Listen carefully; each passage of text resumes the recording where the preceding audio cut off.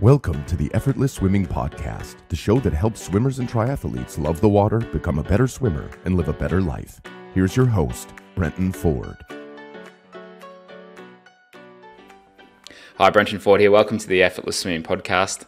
One of the problems with the Olympics is that we see people in their peak physical state at a moment in time where they've worked towards this moment for many, many years. It can be 5, 10, 15 years that this person has worked towards something, and we see it on TV, and then we try and compare ourselves to where they are in that moment.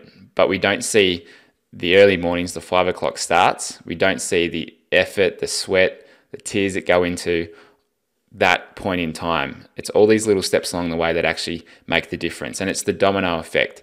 If you think about trying to push over a really large domino, it can't be done if it's big enough, because it requires too much weight to push over that domino. But you can actually push that large domino over if you start with a really small one and gradually build up. So what's that domino, that very first domino? What's that first small domino for you? I think back to when I was training for Ironman a year and a bit ago, and I'd never ridden a road bike before, or not a time trial bike. And I went out on Beach Road in Melbourne and with a friend of mine for a Saturday ride. And I think I went about 20 or 25 kilometers on the bike.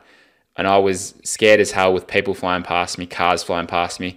I was really wobbly on the handlebars. I was afraid to reach down and get my drink bottle.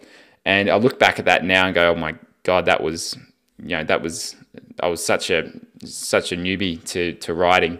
And then a couple of months later, after practicing that enough, it got to the point where my long ride was 200k by myself, solo, going around the peninsula down in Melbourne.